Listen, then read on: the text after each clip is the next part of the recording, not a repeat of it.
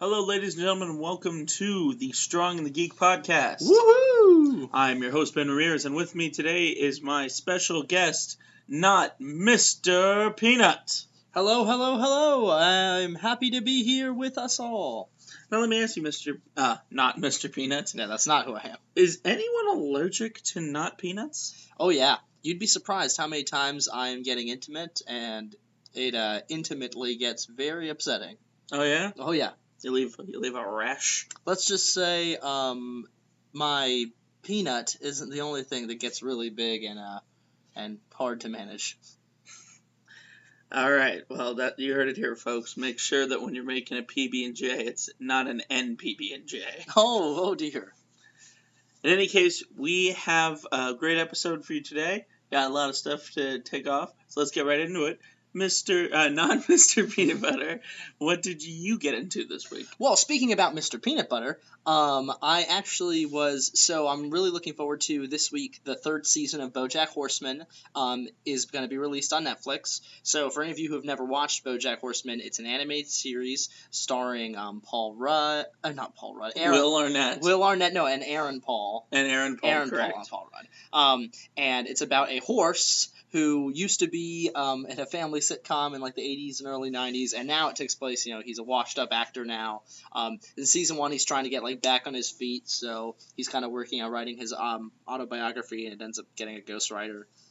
Season 2 was all about him filming the movie version of Secretariat, which is like his passion project. So we're looking at season 3. From the trailer, it looks like it's going to be about him like getting an Oscar bid and kind of dealing with the fame that's kind of resurged because of the movie that he was in. Yeah, it looks like it's all about Oscar season. Yeah, which I'm excited because the show really has a great balance of being very funny and but also very dark and providing a lot of commentary on things like mental health, on substance abuse, on celebrity life, on politics, all that kind of stuff.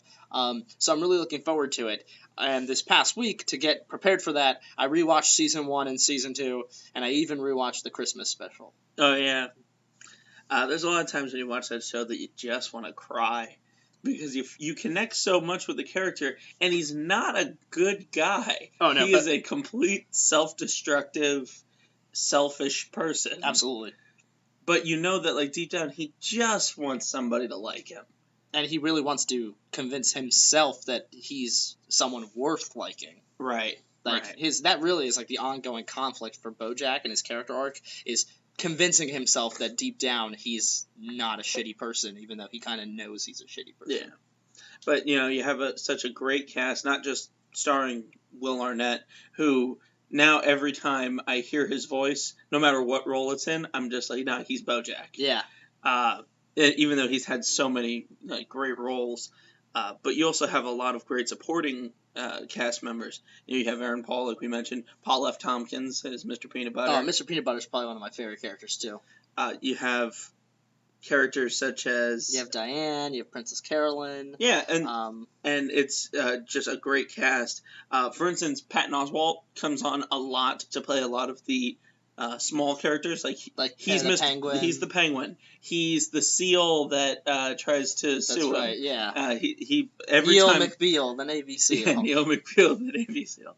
Anytime they need an extra character that's not going to be in every single episode, they usually bring in Patton Oswalt. And they also have a lot of funny guests too, like having Paul McCartney as a guest, and then he shows up just literally at the end, popping out of a birthday cake. So yeah. I like those little. It's very South Park-esque, where you have the celebrities come in and everyone thinks it's going to be like a big cameo, and then it's just like a dog barking. Yeah. Do you remember who the dog was? George in Clooney. South Park? George Clooney. Now they actually have had many different. No, Jay Leno was another dog. Yeah, noises. Yeah. But the most famous one is that they have George Clooney to just bark. Bark like a dog. Yeah. Although he was the doctor in the movie. Right. So yeah, what'd you get into? Well, I actually now apart from doing our podcast, I do also do comedy sometimes.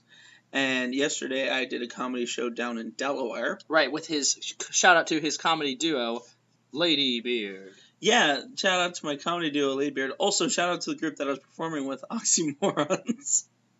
Oh yeah, not them. Anyway, whoops. No, we did a show with the group, the Oxymorons, which I'm a on again, off again member of. I do like kind of road shows with them sometimes, but schedule restrictions usually keep me from doing their regular gigs. You all can tell that I did not go to the show. I mean, it was like almost 4 hours away. Where in Delaware? Laurel. Oh, how far away is that from like the University of Delaware, like in Newark? Not too far. I mean, Delaware is not a huge state, so no, it's the first state. It is the first state. They're very proud of that. Put on all the license plates. Well, that's their state motto. But the show went really well. It was fun. We had a great time. The audience, the venue looked very hoity-toity. It's like this. What the hell does that mean? Like fancy. Oh, very posh. Yeah, very posh. There you go.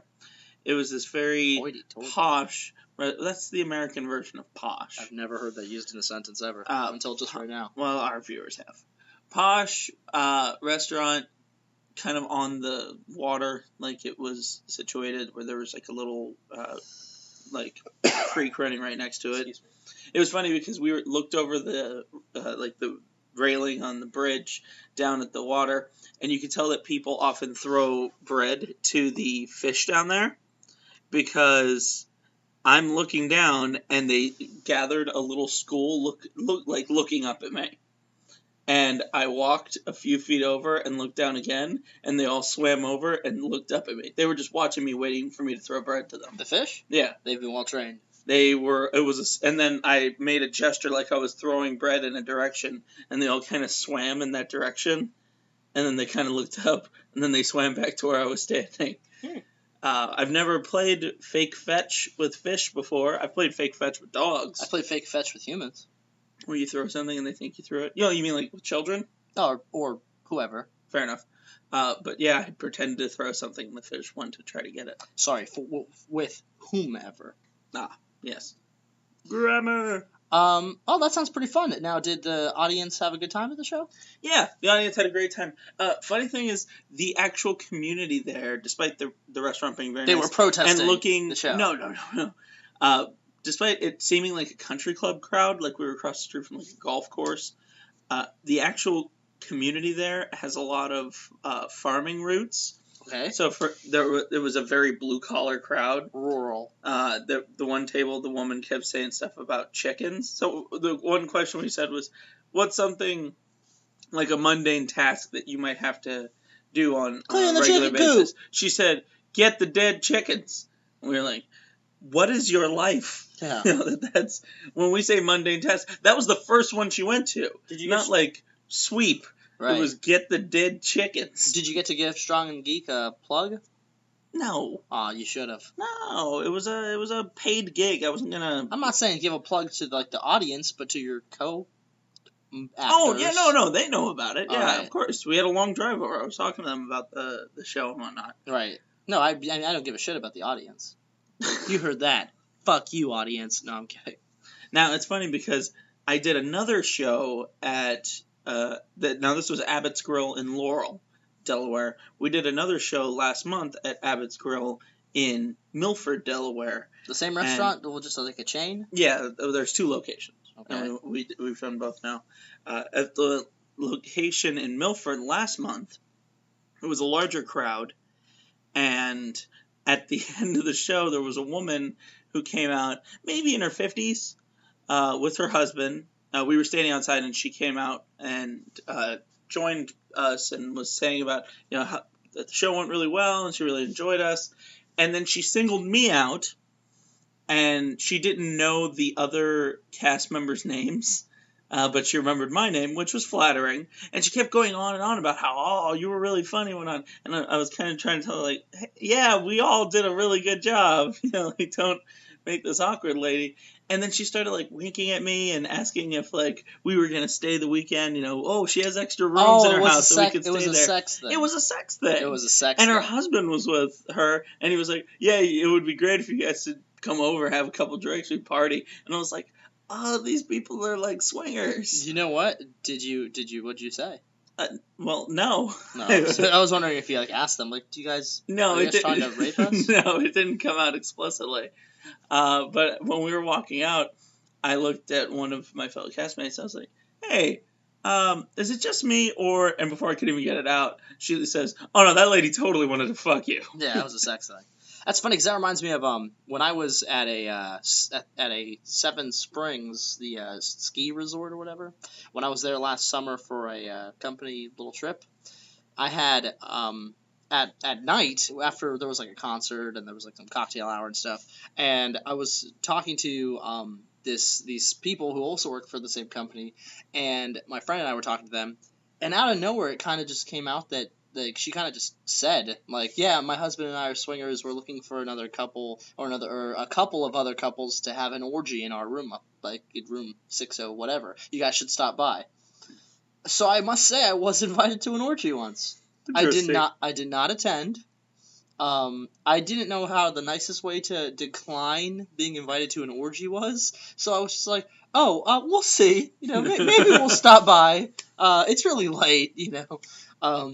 But it was peculiar because I didn't realize like swingers are really like open about it. Like they were just like, "Oh yeah, no, we have sex with other people." Well, if they're not, then I guess they don't find other swingers. That's true. She was very adamant about like, "Oh no, my husband and I are trying to find like 2 to 3 other couples to fuck tonight." Wow. All at the same time. You know, speaking of orgies, I was reading. I know that's a. How about a segue, right? I think we should take that and use that as like our transition line, like every time in the show. Like speaking of orgies, it's time for Gay Away. Take that, Hollywood. Anyway, speaking of orgies, that's I was our other catchphrase. Reading an article earlier this week that was concerning the habits of rich people that are just the worst. Now. Mind you mean the worst habits or the worst rich people? Both. Yeah, okay, true. Yes. Now this is all anecdotal from service in more like people that work on yachts that go around like the resorts in the Greek islands. Oh. Okay. Now, what happened was there was a lot of them that it was just okay. So they're doing a lot of cocaine. You know, and like we have to just sit there and watch as these people are just doing a lot of cocaine or whatever. Okay. Some of them it was the rich people treating them like dogs. You know what I mean? Like insisting that they all like face away while they ate. You know, I mean, they weren't allowed, and then they would like yell for them. But sometimes it was like, for instance, it was a group of young like venture capitalists. Right, not captures. Not capture. They're not capturing people. Ventalists. Venture capitalists, they had got themselves a yacht, but then now this was all like dudes. Then they also got like 2 other yachts, and they filled them with prostitutes, and every single day they would have the prostitutes come over on little rubber dinghies at the beginning of the day, and then they would just have like a day-long orgy, and then at night they would send the prostitutes back in their little rubber dinghies, and then the crew would just have to clean up afterwards. Oh, God. Hopefully they serve snacks.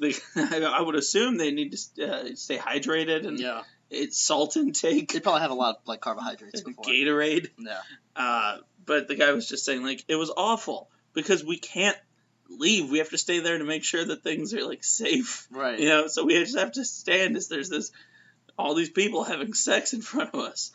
And you know what? It's not good. It's not good after like 10 minutes. Right. And then you're there all day for a week. That sounds awful. Yeah. Oh man. You know who would attend that sort of thing? BoJack Horseman. Oh, absolutely. He would totally be there for that sort of thing. Well, speaking of orgies, the other thing I wanted to just give a brief update on was, so last week on the show, we spent a few minutes discussing Pokemon Go. And since then, Pokemon Go has literally taken over the entire world. Yeah, it's bigger than all of the, like, Twitter and Tinder. No. It was bigger than porn. It was bigger than porn. Which, that's not the first time that's happened. But it's like, for instance, I think it was YouPorn put out a thing saying, like, after Fallout 4 came out, their numbers dipped below, like, way dipped down. Right. And the idea was, well, people are too busy playing with joysticks to play with their joystick. Yeah. Haha. Man. Courtesy laugh. No, but I find that, like, if you should get a medal. Like, YouPorn should send them, like, a trophy that says, you beat us out for however many minutes or something. You beat us off. You beat us off. You beat us off for, it could be like a giant metal dick or something. Yeah.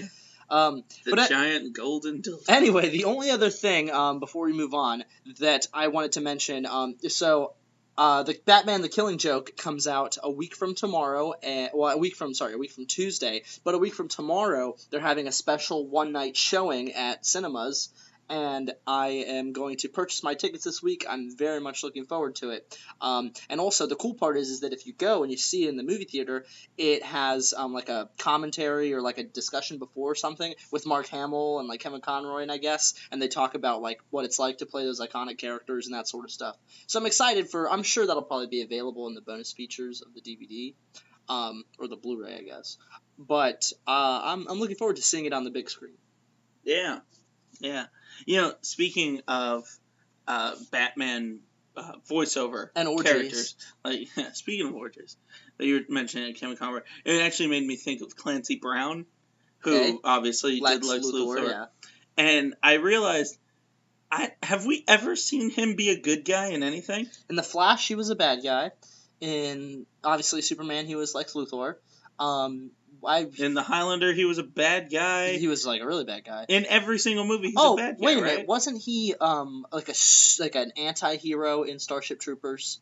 He was the drill sergeant, right? Oh yeah. So he was like sort of he was a bad guy because he threw the knife in the guy's hand. That's Clancy Brown, right? Yeah. No. Yeah. It was Clancy, wasn't it?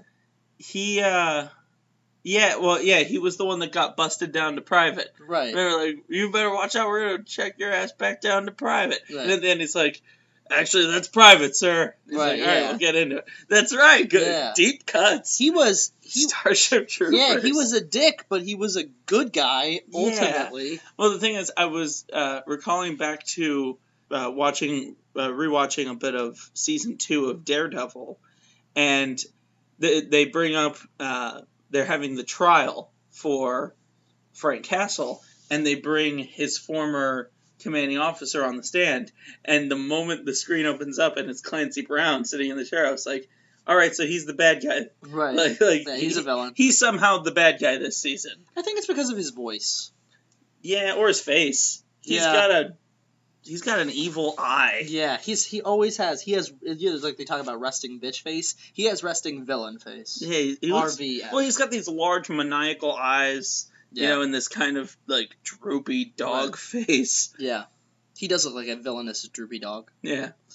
Clancy Brown. Right. So honestly, if I don't know what the next DC animateds are going to be or anything, which I probably should know, but I definitely feel like they should have him come back to do Luthor's voice for something. Can you imagine if they would have actually had him come in to play, like, live-action Lex Luthor? In BVS? Yeah. I think that would have... I heard people talking about how they thought that would be cool. I thought that'd be fucking stupid.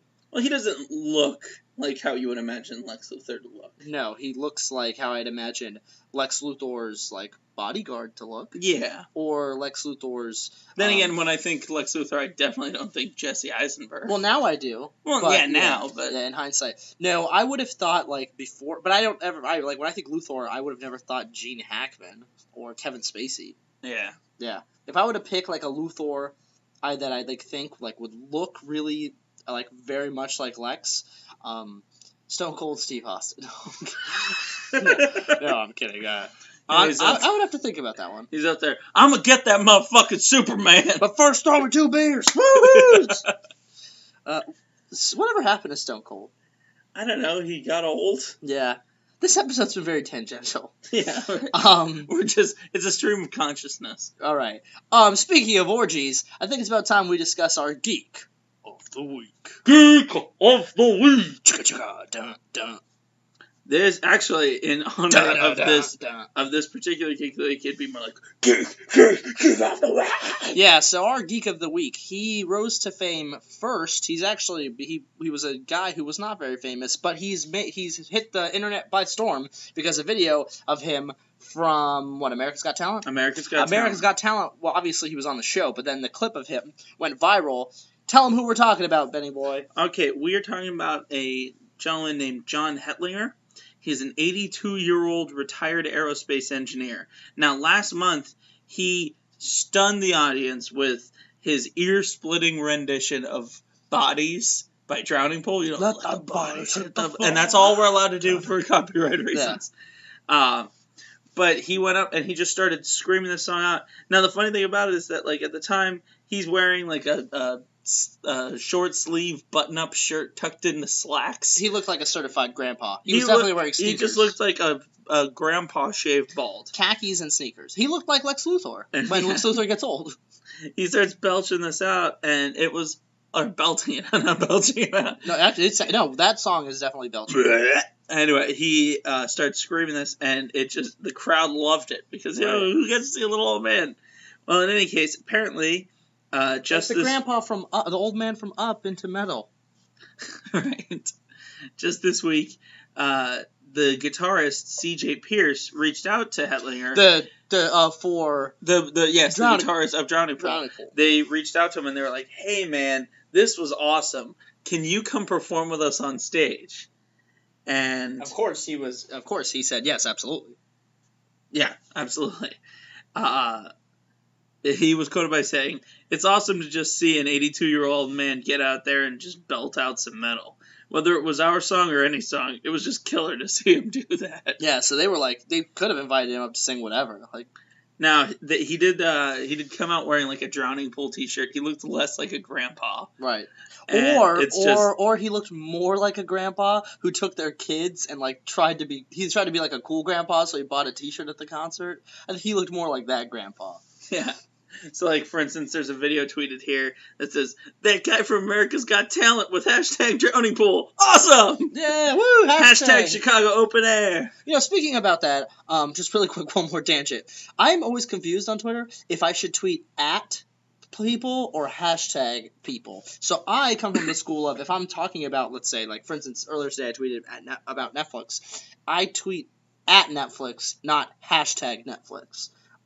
But I've seen people do hashtag, Netflix or hashtag Strong and Geek. I haven't seen that, but that'd be cool. But I feel like, I don't know, I think it's if you're talking to someone or about someone. Oh, okay, that makes sense. If you're saying like, "Hey, Netflix, get your shit together," right. It's at Netflix. We really should get a social media representative for the show, because I suck ass at it. No, man. All right, hey, if anyone's looking for employment, for free. Yeah, an internship. An internship. You can intern with the show. Although they'll be like, "I'm not getting paid," so they'll just start posting shit. And you don't get any college credit. I want to fucking kill all the babies. Right. Like, no, Strong and Geek does not want to kill all the babies. No, some of the babies, but not all the babies. All right, well, Strong and Geek takes a pretty strong stance against the killing of babies. Yes, a very geek stance. Also. And I know that's a controversial stance, but that's us. We're gonna stand up for the babies. Yeah, we know what we've been. Where we come from. All right, anyway, so I digress. Congratulations, John. We're very proud of you. You keep rocking, man. Yeah, I'm going to be tweeting out that video so that all of our followers can check it out and see how funny and awesome you are. Right. So our main topic tonight is about... We were thinking about what we wanted to discuss, and for a while now we've wanted to do an episode in regards to the wonderful world of music. The hills being alive with the sound of something. Yeah. Now it's a little difficult because obviously we can't just compile a list like a bunch of songs and play them for you. So we didn't want to necessarily do this for a top 5. And if we were talking about the best composers, we would have obviously just said John Williams and Hans Zimmer. So that was also too easy to do. Yeah. So instead, we decided to we thought maybe it'd be a good idea, and we had this discussion earlier before recording the show, about how soundtracks in things like games and movies and TV and et cetera, how they really, are a narrative tool in themselves in terms of setting the tone for scenes or whatever, but also kind of just creating like the iconic image of a lot of these movies or whatever. Well, yeah, what a composer's job is to do is not just like put music to a movie. It's to find a way to heighten every scene with some kind of auditory mechanism. They know how to build suspense for that big moment. So there are a lot of sounds that the moment you hear it, you know exactly what's going on. Yeah. When you hear the string instruments come in, you start to feel a bit more suspense. Right. When you hear the big brass instruments come in, that's the bomb, the big strong moment. The pride or whatever. Yeah, it makes you puff out your chest. Right. Yeah. So they use these different tools at their disposal to create a narrative in itself, like you were saying. that complements the movie. Right. Or whatever. Or if it's not necessarily a movie, any media. Oh, right. So the first kind of example I wanted to talk about that I think has time and time again done an excellent job of using its soundtrack as just a complement to absolutely everything going on is actually a video game example, the Final Fantasy series. Oh, yeah. Because their music, I mean, for instance, they have concerts of just Final Fantasy music, like that travel the world. That's how iconic the music from that game series has become. But really, you think about even, for instance, every game has its own unique soundtrack, but then there's the reoccurring themes throughout the series. So, if you play the main music, the da-na-na-na-na-na-na-na-na, like, you instantly know, oh, it's Final Fantasy. Or the da-na-na-na-na-na, like, you want a battle, and, like, you don't need to see them, wiggle their swords around, and that's a sex thing. Speaking of orgies. You don't need to see them, like, pumping their fists, and the XP bar, like, the second you hear that music, you're like, oh, someone just won a battle. I think the other thing that, like, for instance, kind of what you were talking about capturing the mood, I think about, for example, Final Fantasy VII, where after, there's the world theme music that's, like, making you be out and ready to travel from one location to another, but then the world theme music, as the game goes on and the meteor starts coming, and it's really like a catastrophe the world's about to end, the world theme music changes to this more, like, dramatic, like, oh shit, where it's a race against the clock to defeat Sephiroth kind of thing. Right. And of course you can't talk about that game without obviously also mentioning One Winged Angel, because the Sephiroth theme. The final boss music when you fight Sephiroth, because that music really in itself sets this epic battle. Like, if you play that, you do that final fight with the sound on mute, it's just another battle. But when you turn that sound on, suddenly you're like, holy shit, this is climactic. Yeah. Well, and then you have, for instance, when they went into Final Fantasy X, and you had, like, the Battle of Jecht, for instance, yeah, which is a complete change of gear for what they typically do, musically speaking, to put a boss battle to a heavy metal soundtrack that they wrote and created for the game. But it creates such this different atmosphere because you're coming right off of, you know what I mean? Didn't they use the exact same theme during the Blitzball? Yeah. So that's like, yeah, metal, sports, whatever. But then you get the same theme when you at the Battle of Jecht, which is really cool. And it's just this, which is really the climax of that game, also. Yeah, and it's the final boss of that one sucked ass. Well, and that also then kind of connects. You know what I mean? Right. Like not exactly bookending because it's not at the end of the game, but it creates it's right at the end. It's right about to be the end. Of the game. and it's reminiscent. You know what I mean? I think another one, talking about, I mean, we could go on with final boss music forever with Final Fantasy, but the one that really, really also sticks out to me is Dancing Mad. So the music from when you fight Kefka in Final Fantasy VI, which, as you all know, Final Fantasy VI is one of our favorites in the series, and we talk about it on this show. It's probably my favorite RPG of all time. Yeah, it's definitely a 10 out of 10, easily. If we were going to give extra credit, it would be a 12 out of 10. But that music in particular is very, very interesting because, one, it's probably the longest of all the themes. It actually has 4 movements, and the whole game is very influenced in kind of like, 19th century or late 18th century, like Europe, so in terms of it's very Industrial Revolution, very influenced by kind of Victorian England and that kind of stuff. Yeah, it does seem like it's post its Renaissance. Right, and so the music kind of follows that kind of Mozart and Bach sort of feel, and it has 4 movements, and each movement is for a stage of the battle. So as the battle changes and you're climbing up the tower to fight Kefka in god form, the music shifts to kind of capture what's going on. And I find that to be, like, sure, for a Super Nintendo game, 32 bits or whatever, like, that's phenomenal. Especially when it was originally done, with 16 or 32-bit, like, music. Mm-hmm. That's pretty impressive. And I must admit that the Distant Worlds, which is the concerts of Final Fantasy, the fully orchestrated version of that song is phenomenal. I have it on my iPhone. I listen to it. It's really, really good.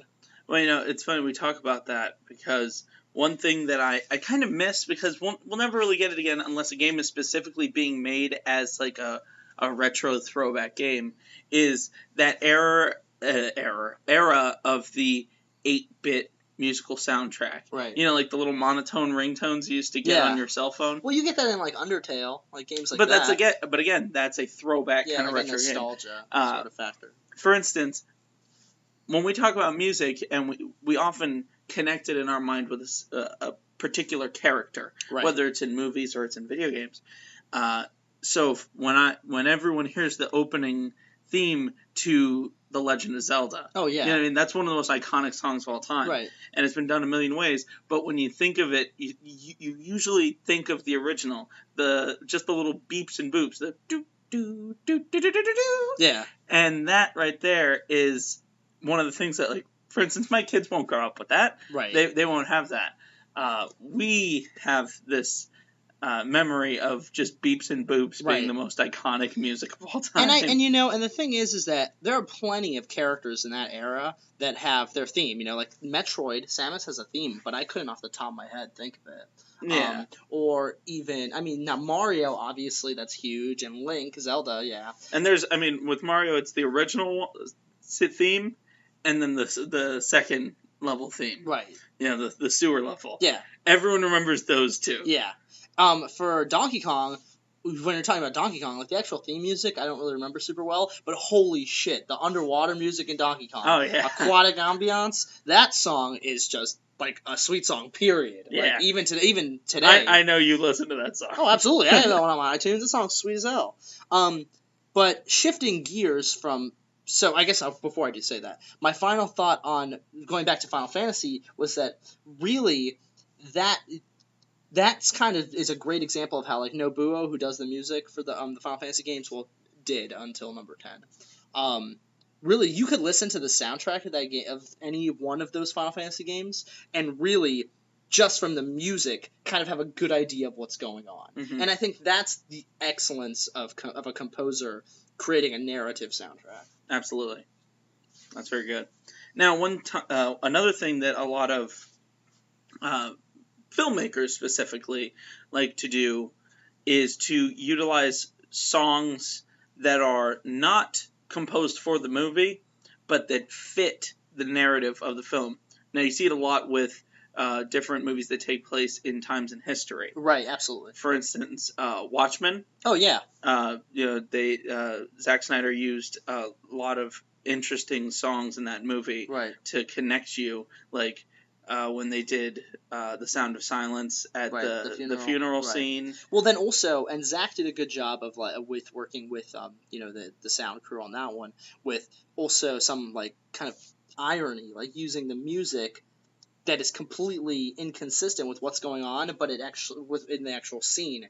But for some reason, it pulls it together so well. So I think of the opening scene when Comedian is fighting Ozymandias, spoiler alert, and he gets killed, and they're playing Unforgettable. And it kind of gives you this, like, lyrically, it's like, oh, yes, because the Watchmen were supposed to be unforgettable, but at this point they're kind of washed up, and now they're getting murdered.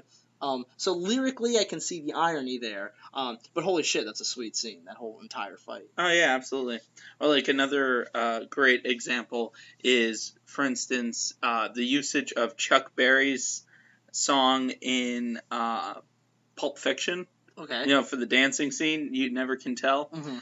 It just shows how Tarantino's take on that movie is that it's these characters that live in this super high violent lifestyle. Right. And in this world of ultra violence, that he can take something so serious and these people that should be shown like as grizzled, dark characters, and then they have John Travolta doing, weird shimmy disco dancing with Uma Thurman to a Chuck Berry song. And you also have, Samuel Jackson sitting down to eat a cheeseburger wearing like a silly t-shirt. Like, he takes these ultra masculine things and then kind of drops it down by giving you things that are seen as not ultra masculine, like silly t-shirts and dancing. But again, a great usage of music in movies, because he could have put anything there. He could have skipped that scene altogether. Mm-hmm. But instead, he wanted to put in something that kind of shows you that this character isn't just rough and grizzled, I kill people for money. It's like he's a dude. You know, he's got his own thing, and he likes to dance to music, whatever. Yeah. I think of going back to your idea of like it being the music kind of putting you in the mood of what era you're in terms of like historical pieces. I always think of Forrest Gump. Oh, absolutely. Because that movie, starts at the late 40s or early 50s is where the movie begins, and it travels all the way to the 80s, like the late 80s is pretty much kind of like the time frame of the movie. Basically, we didn't start the fire years. Yeah. And I feel like each component of that movie, as the story's going on, the music just gets you so embedded in what's going on. So I always think of the scene when they're going to Vietnam and it's playing Jimi Hendrix like all along the Watchtower and stuff like that. I always am like, oh shit, I'm in it. Yeah, speaking of Vietnam, any single time you hear the song Fortunate Son by Creedence Clearwater Revival, it's going to be helicopters dropping into a forested or jungled area. Right. Like the beginning of Predator. Yeah. Remember that opening scene where they're all in the helicopter and yet Jesse Ventura spits the big wad of chew on the floor and like instantly you're like, oh, I'm connecting with these guys. These are real men. Right. You know? And anytime you hear that song, anytime anyone thinks of that song, you somehow see a helicopter and a jungle. I think that concerning Predator, one of the cool things about, and I rewatched that movie recently, and I caught on to it now, which I obviously didn't when I was younger. It's something that they don't do so much in movies nowadays, but it was very popular in 80s thrillers and action, like anywhere with that cross-section of film, was they used a lot of sound effects and different, like the music score is more a collection of different notes as opposed to a free-flowing ambient sort of music. Like Lord of the Rings, it's this big fantastical theme that kind of runs through. Of course. In Predator, for instance, it's like these very tense sounds, like the do, and then all of a sudden it'll be like dun dun, and it'll skip over to like showing things through the Predator's viewpoint. Right. And then you'll just hear the Predator's like kind of crockling little noise that it makes. Yeah. Ha ha ha ha. And then it'll go back to the do. Throughout the entire film, it's using similar noises to keep you on like a heightened sense of suspense. But that also fits into it being like in the jungle, Yeah. It is very jungle theme. Yes. It's got this like kind of bongo sort of thing going throughout the movie. But then they make these big dun dun. Yeah. Like kind of like the suspense moments in Jaws. Right. You know what I mean? Which, of course, when you talk about suspense in movie music, notes that you gotta talk about Jaws. Yeah, 2 notes that can literally make the entire movie pretty much. Let's be honest. The reason that the monster in that movie wasn't the shark, it was the musical score. Right. Yeah, and the suspense. You don't see the shark, but that musical score—that's what scared audiences. And still does. Yeah. When people watch Jaws, they're like, oh shit. And you play that you're music, gonna die. You know exactly what it is, yeah. I think also, talking about scores and kind of going back to where we were talking about themes, we were talking about themes about video game characters, but in terms of movie characters, I think it's really important, particularly now in the age of comic book movies like crazy. We can't talk about a comic book movie without the heroes, with the theme of the comic book characters. Every character in every movie now, and actually on TV shows too, Arrow and Flash, they have their theme. And almost. I'm saying most every character. But the themes are so iconic, that Batman music. You hear Batman music, the old music from the Danny Elfman one, and you're like, oh my goodness, instantly, Batman, it's Batman. You go back farther than that, the 1960s Batman, you hear that music, and you're like, oh, it's Batman. Yeah. And then now, the Christopher Nolan movies, and now Ben Affleck, BVS, you hear those themes, and you're like, oh no, it's Batman. It's instantly iconic. Yeah, and for me, anytime I think of Batman, the iconic soundtrack to me is actually the animated series. Well, that one borrowed from the Danny Elfman one, but kind of made it its own. Anytime I think of Batman, no matter what it's in, it's the opening credits to the Batman the Animated Series. Right. And that's just how you can see, again, music connecting to a character. Obviously, we have the Flash theme, which I think is one of the best it's really good. On television. The Arrow one's okay. I think of older movies and how certain themes, you always think of that character. Like, the Superman theme from Yeah, the of original course, yeah. movie.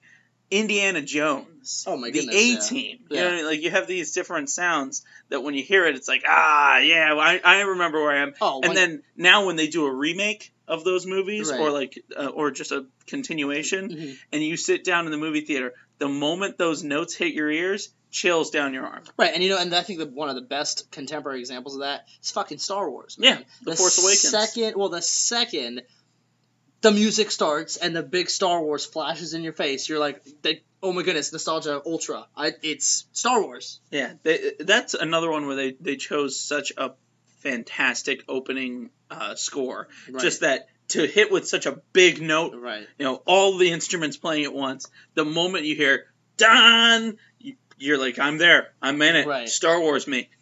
Yep, and I'm ready for whatever is about to happen. Yeah. Even if Jar Jar Binks shows up. But Star Wars does a great Maybe. Star Wars does a great job of using music for like we've talked about this on the show before, that every character kind of has their music, but families kind of have their music, but events have their music. So, you know, the Duel of the Fates is like the iconic battle music that you get to hear a little bit again in Revenge of the Sith during another iconic battle. Mm-hmm. So I mean, Star Wars is probably, and that's John Williams, so every John Williams movie is pretty good in terms of at least musically. Jaws, John Williams, right? Yeah. Yeah, Indiana Jones. Steven Spielberg basically owes half of his money to John Williams. Yeah, that's true. Because Steven Spielberg makes the movie, John Williams makes the emotion. Right, of course. So I mean, at the end of the day, I feel like we need to hit up like Hans or John or one of them and get them to do some music for our show. Yeah, I'll write the check. Yeah. You know, speaking of which, I was just watching Kung Fu Panda 3 this week with my children. That's a Hans Zimmer. It is Hans Zimmer. I didn't know that until I was watching the credits. You know what? That trilogy doesn't get the kind of focus that it deserves. Well, all three of those movies are really good. Yeah, they're good. How's the music in that, though? I haven't seen the third one. Well, it's very Chinese inspired, obviously. Right. And I just assumed that it was a Chinese composer because it seems like it would. Now, obviously he went and studied some traditional Chinese instruments and whatnot to make the soundtrack for that movie, because it's fantastic. Right. It's really good. And then, of course, you have CeeLo Green's version of Kung Fu Fighting. Which is obviously a masterpiece. Yeah. So, it makes the movie. His name's more like Seymour Green. That was a him making money, Jeff. Yeah, that was Seymour Green. That was fantastic. Right you were the best. Take that, Hollywood. Take that, CeeLo. What I was thinking was in terms of Hans and what you were saying about Eastern Asian cultures. Well, I mean, he had experience from at least Eastern Asian cultures with Last Samurai, which is... Oh, was that one of his? Yeah, and that score is phenomenal. Yeah, very good. That's actually, in college, I used to listen to that score all the time when writing papers and stuff. It gets me, like, in the mood to write and to think. Yeah. Although, isn't it a little messed up that the Last Samurai is a white dude? Yes. Well, here's the argument about that I've actually heard. So, a lot of people think that The Last Samurai, the title is referring to Tom Cruise as Captain Algren, or whatever his name was, Nathan Algren. Adugen. They call him Adugen. Yeah, because it's referring to him, and that's why people get pissed off, so like whitewashing. But I read somewhere and heard that the argument is no, that the title is referring to Kasamoto, to Ken Watanabe's character. And I would hope so. That he was the last samurai. He was hanging on to the and that's why ways. the climax of that movie. Yeah, and the climax of that movie is his death at the end. So I read it as he's the last samurai, Ken Watanabe. Yeah. Not Scientology's favorite son.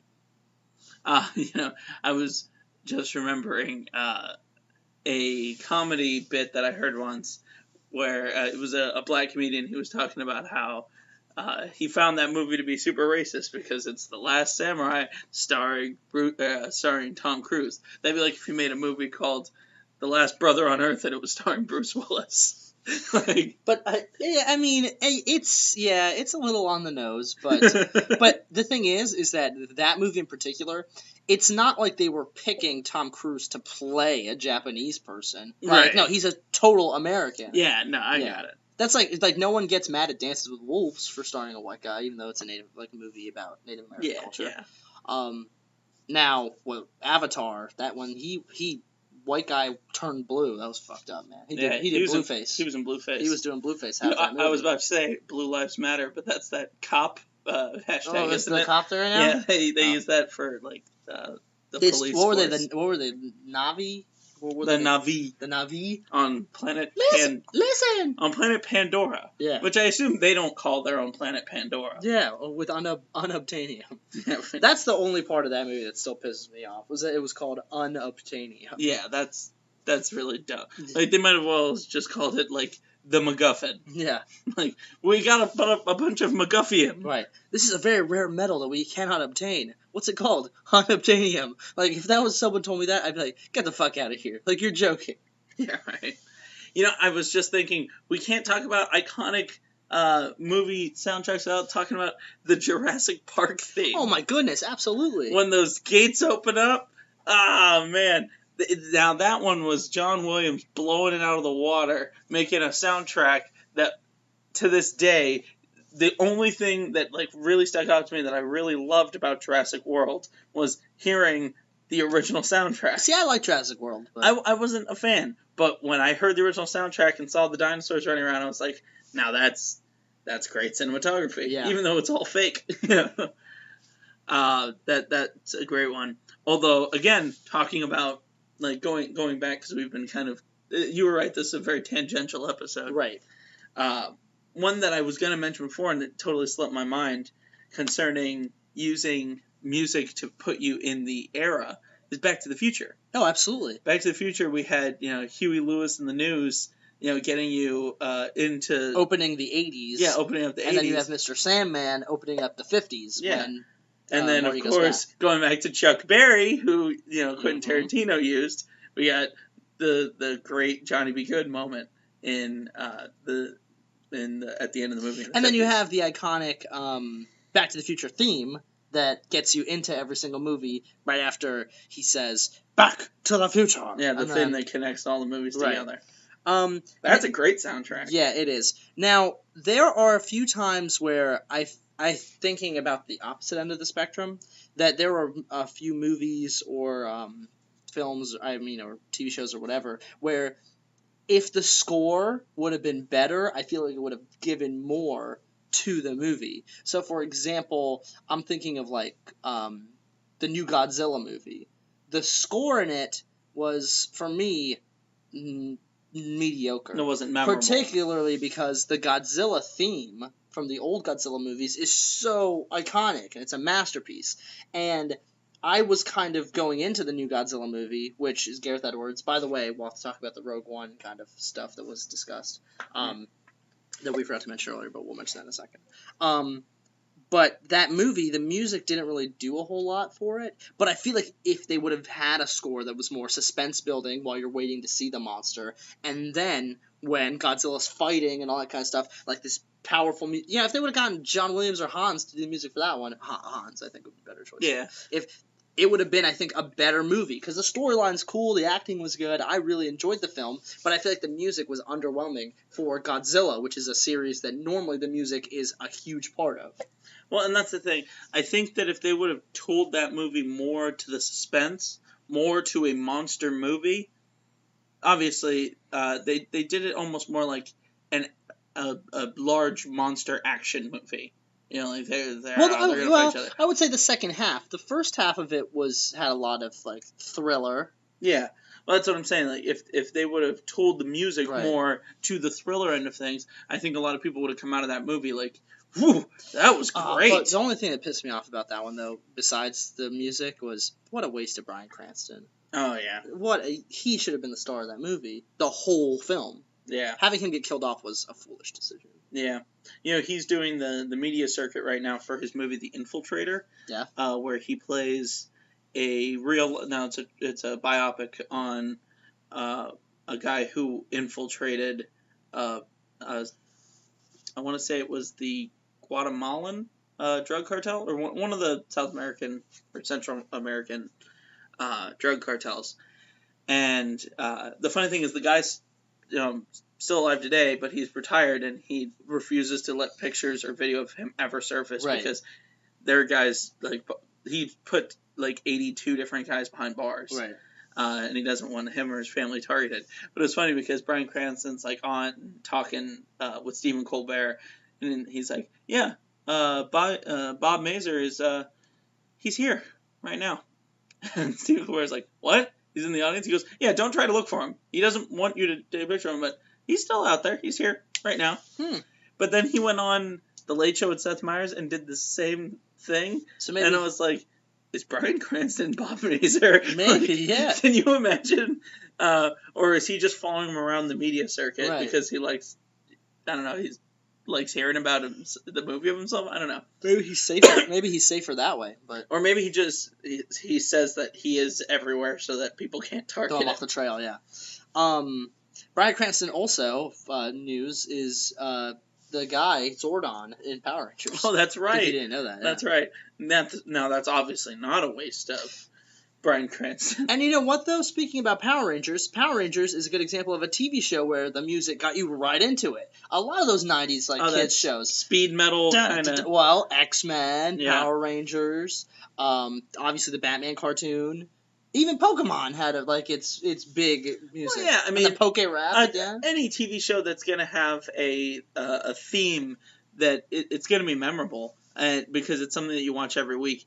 For instance, sitcoms use that to a great degree. Yeah, like Horsing Around. Well, yeah, even Horsing Around, which is a fake sitcom, Had a great fake theme. Yeah, had a great fake. Actually, you know what? The soundtrack of BoJack Horseman.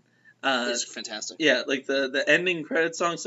A lot of times on Netflix, it brings up the auto skip to the next episode, Right. and I'll turn that off because I want to hear it. Yeah, that one's funny because obviously the song it's a song written by some band, I'm not sure, but it's talking about BoJack. Yeah, but it's also kind of, it's wistful. Yeah. You know what I mean? You hear it and you're like, oh, am I more man than a horse? Or Yeah. am I more horse than a man? Well, it's funny. I don't know if you knew this, but the Horsing Around theme is on Netflix. Like, there's BoJack Horseman the show, then there's the BoJack Horseman Christmas special, and then there's Horsing Around. It's just the opening. And if you click Horsing Around on Netflix, it literally is just the opening music. Does it show? Yeah, is it it's like the opening of the show. Yeah, That's neat. Yeah, I think it's pretty fun. I've actually watched it twice already because it gets stuck in my head. Horsing around. Da-da-da. But yeah, you have a lot of sitcoms that used a theme that really captured it, like Cheers. Oh, absolutely. That one, again, a song that, like, if you were just to sit down and listen to it outside of the context, like, if you didn't ever watch Cheers and you listen to it, you'd be like, oh, this song's really sad. It's about these alcoholics that don't have anything, you know what I mean? But in the context of the show, it's like, yeah, this is the old gang getting together every week. At this bar. Yeah.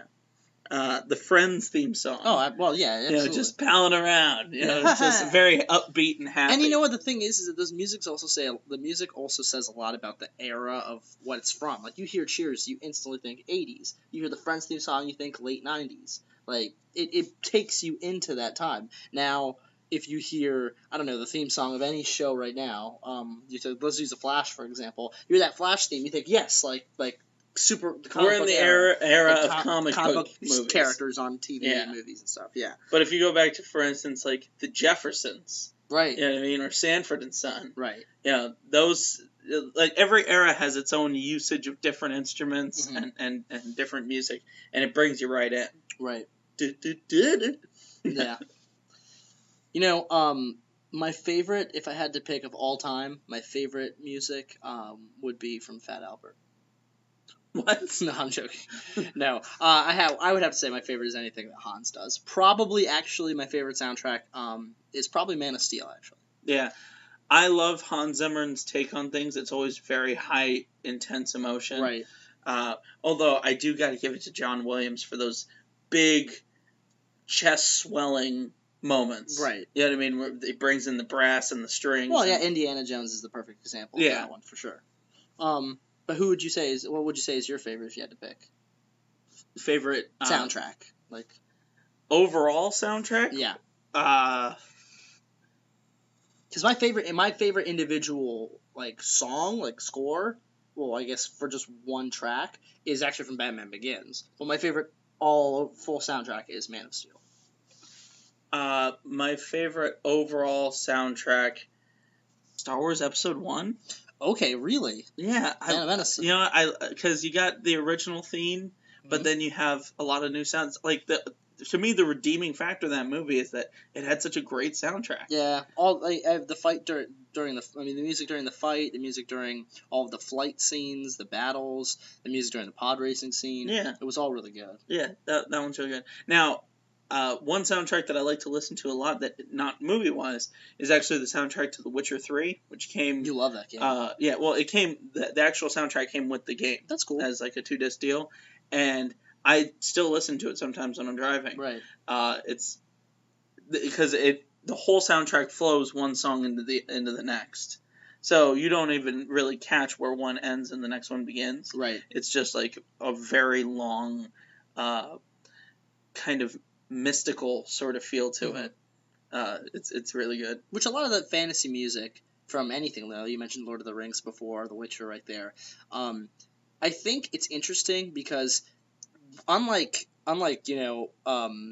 period pieces or whatever, where you can make your soundtrack based on what the music was popular in that era or something.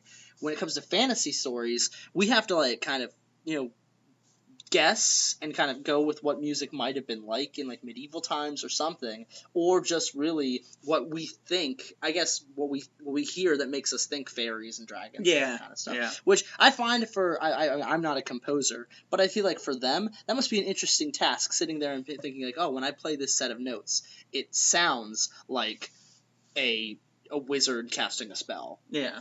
Well, it's the same problem that you have with sci-fi. That's the exact same. We don't know what music's going to sound like in the future. For instance, if you look at Star Trek, it would seem that nothing has been written since like 1980. You know what I mean? Like every song that plays. Well, I guess 90 because they did Beastie Boys in the 1990s. Right. But it seems like no one composed anything new. They developed the replicator and the holodeck, and they were like, we don't need to compose music anymore. Right. We're just getting BJs from our holo girls while we get replicated all the yummy ice cream we want. Oh, and they created machines that make clothes in specifically only 3 colors. Yeah. Like red, blue, or yellow. You'd think there would be a bit more like individuality. That one chick had a purple suit in The Next Generation. Diana Troy. Was that her name? Oh, yeah, the weird telepath chick. Right. Diana Troy. That name also sounds like a super comic book name. Well, I think you're thinking of Diana Prince. Yeah, obviously it makes you think of Wonder Woman. But yeah, so I think to kind of in summation, kind of in conclusion, I look forward to when I'm going to see a movie, what I look at who's doing the music of it, because I want to know, is this going to be music that's really going to get me into this, or is it going to be lackluster and I don't really give a shit about? So, and for example, I look forward to every Christopher Nolan movie, one, because I love Christopher Nolan as a director, but because I know Hans is going to do a sweet score for that movie. Mm-hmm. Yeah, well, again, whether it's a suspenseful thriller or a big popcorn blockbuster action movie, you cannot have a great movie without a great soundtrack. And whether it's a little platformer 2D scroller or a big, multi-100-hour RPG adventure, again, you can't have a great movie or a great game without a great musical score behind it. Right. And, and I have to add that there have been a few times where I'm listening to just the movie soundtracks, Pandora or Spotify or whatever, and I'll hear tracks from a film that I haven't seen, and I'm like, oh, wow, I really like the music. And I go and watch the movie then because of that. So that speaks to what the power that some of these like film scores can have, or game scores or whatever. Yeah. A question was posed to me once. Would you rather, like, if you were forced to rather be blind or rather be deaf?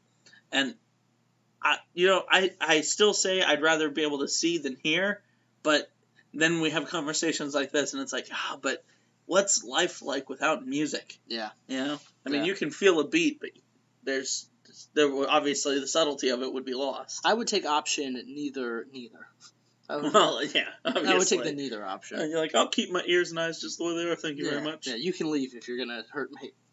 Now, speaking of orgies, I think it's about time we shift to our Well, really quickly, before we shift to our Clash of the Tights, I wanted to go back, I digress, and mention the Rogue One news. Oh, that's right. So- Which, you know what, if we are talking music, I want to say, I love how they combined a couple different scores from the original Star Wars in the trailer for Rogue Right. One at the very end there, where they Yeah. had the Imperial March and the main theme. Right. Sorry, that was just one that stuck out in my mind. Right. Well, Star Wars Celebration was this past week, and obviously Rogue One had a panel, and they showed their sizzle reel, which had a lot of new footage and a lot of making of the movie. And from the sizzle reel, it looks really good. It looks like this war epic movie that really is taking Star Wars to some new environments. So, for example, we got the footage of this like tropical planet with the Death Star being built, like the Death Star's ready by this tropical planet, and stormtroopers walking like on a beach with like in the water. And that's the beach scene where we have the AT-ATs shooting at the people. Right, and I think it's cool to see like get this idea of other planets that we've never really gotten a look at. Mm-hmm. But what was funny was apparently during one of the panels, and I forget the actor's name unfortunately, but he was talking. He's a Chinese actor, I believe, and he was talking about his character or something like that. And his English isn't, as from his own report, his English isn't great. So he was talking, and he said something along the lines of like, "Oh well, after I dead, like this happened or something." And everybody was like, and like the host of the panel was like, all right, well, moving on, and blah, blah, blah. And like everybody was kind of shook up. And I get, so the thought is, oh shit, he just spoiled that his character's supposed to die. So it's been kind of confusing whether like he just make a huge fucking spoiler, or was he like making like a metaphor or something, and because of his English it lost in translation or Right. but apparently from what I gather, the look on everyone's faces, like the other panelists, like they like were like they held it together, but they all looked kind of nervous, and the next person who answered a question was like, yeah, so we're not really gonna go anywhere there, you know. So that kind of sucks, you know. Disney trying like really hard to not lose, because this movie's been pretty close to the vest in terms of spoilers and stuff. So they might have given that one away. You know, it's gonna suck if they because that is a breach of contract if it is. Yeah. And I don't know what the penalties on that would be. It'd suck if he doesn't get paid as much money or whatever. Because he accidentally broke his NDA. Yeah, and it's one thing if you're doing it in your own language. But if you're doing it in a language that isn't, your native tongue, your primary language. You're focused so much on getting your words and your grammar and whatnot correct that something might slip out. So you feel bad for the guy. Yeah, and also if we go into it knowing he's gonna die, then it's kind of like, yeah, well, don't get attached, because yeah. Which that's a shame. The other Star Wars news we got really quickly before Clash of the Tights is it was announced that two things. One, Admiral Thrawn, who you were always a big fan of, so he was officially reintroduced into canon this week with the premiere of Star Wars Rebels Season 3. Yeah. So he's back, and he is officially in canon as a character, which I know you would like, because you really enjoyed him as a villain. Two, it was confirmed that Han Solo's funeral takes place in between Force Awakens and Episode 8. So we're not going to see that. Oh, okay. That'll probably be, because they're really doing some universe building. There have been a lot of books already that have come out, a lot of comic And I'm sure series. this will be in a book or something. There's a comic series that explains how C-3PO got his red arm. Yeah, I heard about that. Which, it's whatever. Apparently the comic version of The Force Awakens that was done, that didn't really add much to the story at all, and kind of wasn't a very good comic book. But in any case, they've been doing a lot of universe building. Right. So I wouldn't be surprised if we get that as part of either a novel or a one-off comic, which is The Funeral of Han Solo. Yeah, that would probably be the best way to do it. All right, so I think it's about that time for Clash of the Tights. Clash of the Tights. Yeah, what he said. All right, so first things first, highlighting last week's battle, we pitted the Ghost-type Pokemon versus the Ghostbusters. Who are you going to call? Yeah, that was another good one. Yeah, many good movie music. And it looks like the Ghost-type Pokemon haunted their way to the victory, which we called. I thought it was going to be the Ghostbusters. Maybe people thought that we were talking about the new Ghostbusters, but Which apparently I didn't see yet, but I heard was lackluster. yeah, I was actually going to see it at the drive-ins, but unfortunately my kids were very tired and cranky. Had to go home, which I missed out. Yeah. But I'll see it regardless.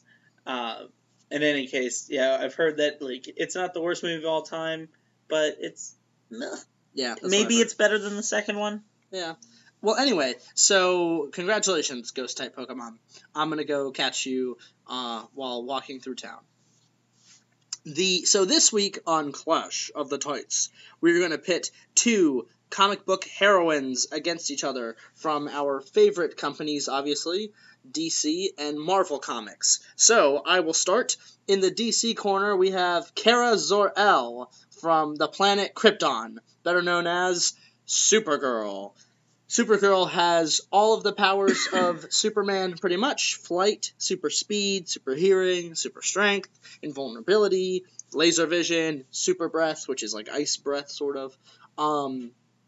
She is, because was older when she left Krypton, she has the memories of that, so the memories of losing Krypton sometimes fuels her and gives her more, I guess, motivation to fight, as opposed to Kal-El, who doesn't remember Krypton at all.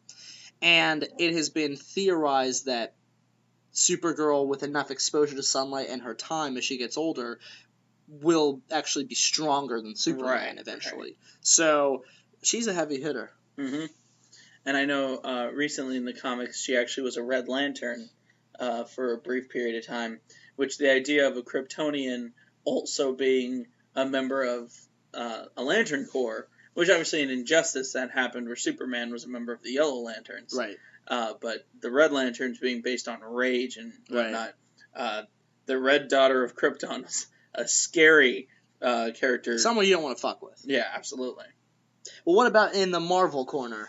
Well, in the Marvel corner, we have Carol Danvers, a.k.a. Miss Marvel, a.k.a. Captain Marvel. She's currently Captain Marvel, was originally Miss Marvel for the majority of her run. Now, she is, again, a woman who is super strong, super fast, can fly, can use energy projection and energy absorption. Now, her powers come from contact with Kree DNA and like a fusion of the alien Kree genes into her. Now, she actually came in 1969. So, obviously, do we know when Supergirl was originally brought in?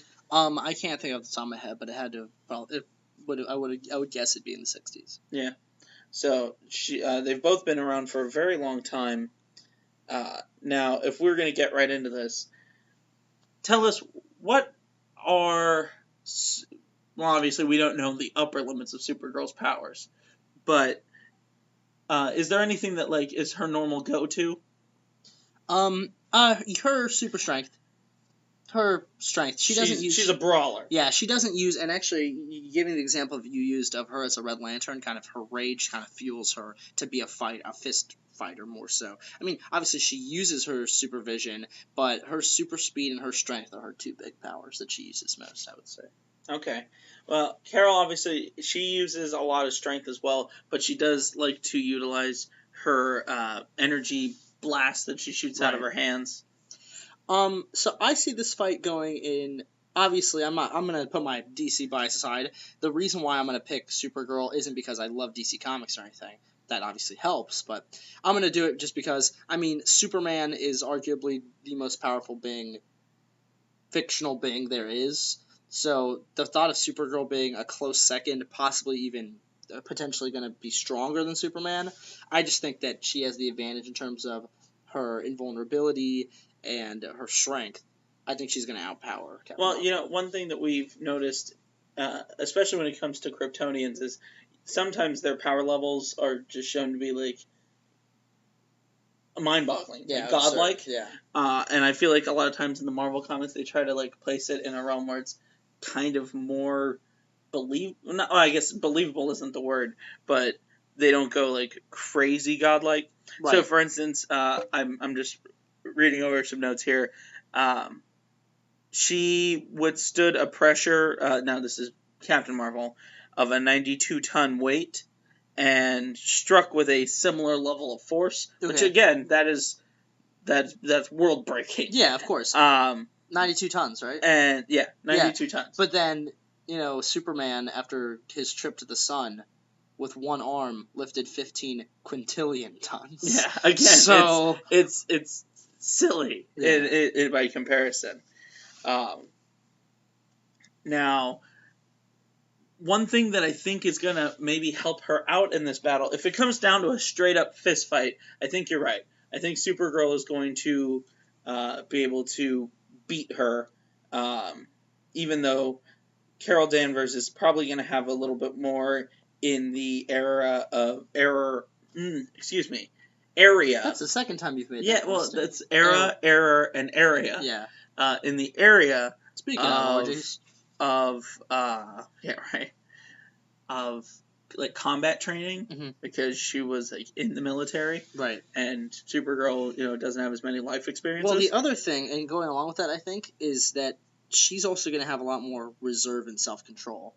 Because Supergirl gives in to her emotions, and she is a teenager, or a young adult.